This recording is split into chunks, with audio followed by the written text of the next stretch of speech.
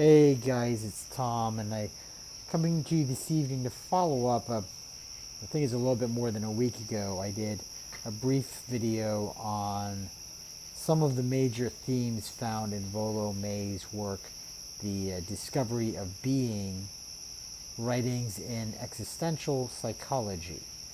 The main thrust of that video, I think, revolved around the propositions. Number one, to sort of enter into psychological contemplation from an existential vantage point involves certain emphases upon decision as integral to navigating that universe, and also concreteness, resisting the temptation to sort of become mesmerized by organizing or conceptual frameworks.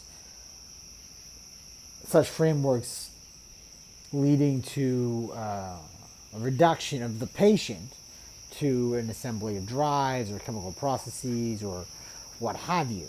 And what happens is when one undertakes that reduction or uses such a framework rigidly, you're erecting a kind of barrier between the patient and the therapist that ultimately undercuts the real endpoint of therapy, which is the facilitation of the patient's capacity to engage, to navigate the real, and to actualize, if you will, their own potentials.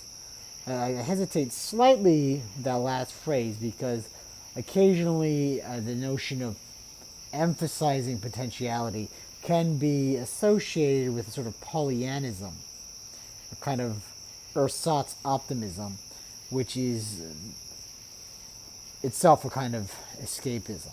That being said, if you're going to be escapist, I would say be escapist along those lines. But to follow up from those sort of general points, right? And there's one other point that's sort of intimately associated with that, and that is what really is driving the process, besides for conversation and introspection therapeutically between the patient and the therapist, is the notion of encounter between the patient and the therapist.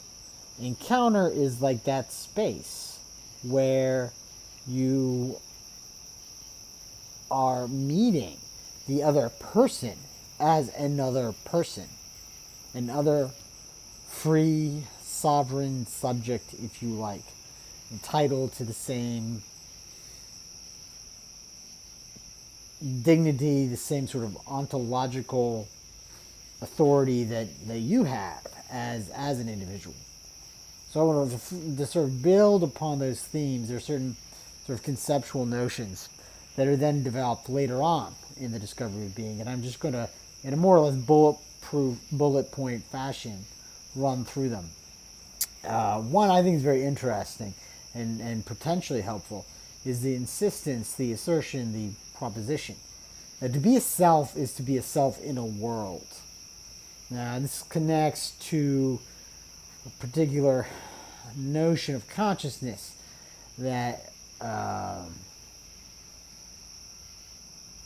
it is a structurally intentional phenomenon, that one is never merely conscious.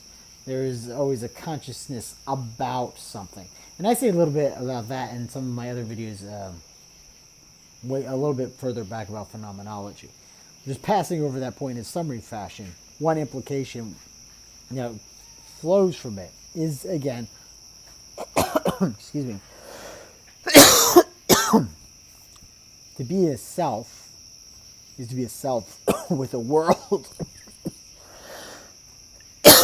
To be a self with a world. A reality that connects us to an awareness on one level or another of our own radical contingency. Because that dependence is not just a sort of structural nicety of analyzing awareness. It is a deeper existential suchness.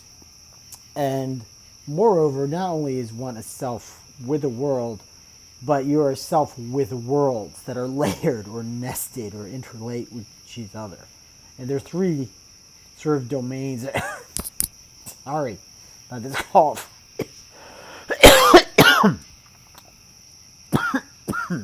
Excuse me. There are three sort of distinct domains within any given world, as at least with any given human world.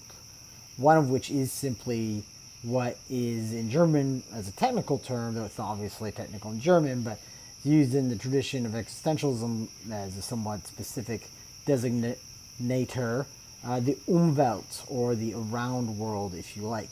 And this is usually colloquially what we mean when we say the word world, the world of objects and natural phenomena and so forth, right?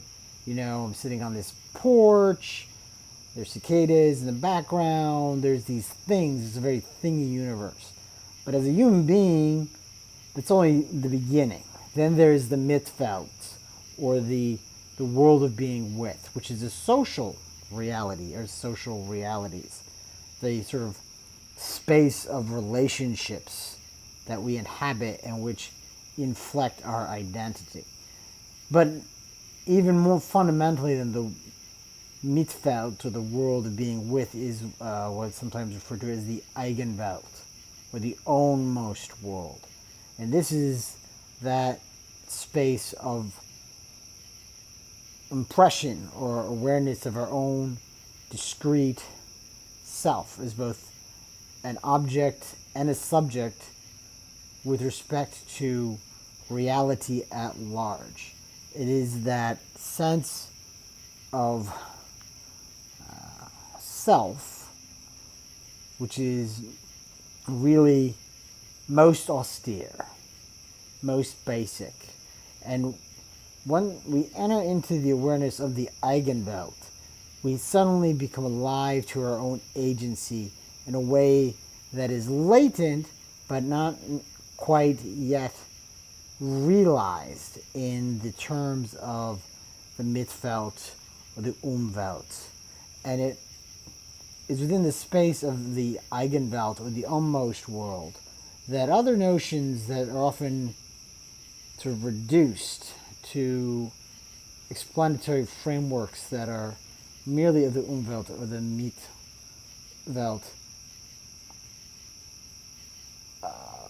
suddenly emerge with a new and different significance. And as I'm coming up on the 10-minute mark, we're going to turn to those in another video. But what I mean is notions like guilt, anxiety, time. These are important elements, facets, structures of our human encounter with each other and with the world. But they're thrown into a new relief when they're considered from the standpoint of bare subjectivity, which allows us to be hopefully emancipated from such facets of reducing explanation as would hamper our ability to engage with them fruitfully. All, to bring it up and around, because I believe this work, Discovery of Being, and the work of Rollo May, and the framework of existential psychology, which informs psychological, the traditions of psychology and psychiatry with the orientation of existentialism. All this is to sort of hopefully stimulate an interest in you to go out and explore that, and hopefully explore that to your benefit and avail. So I'm gonna wrap it up right here since we're coming up on the 10-minute mark, but I'll come back to you subsequently and sort of talk a little bit more about how the existential orientation has a different tact with respect to such things, and relates in a different way to freedom and potentiality, to finish it there. So this is Tom, and I'll talk to you guys later. Bye.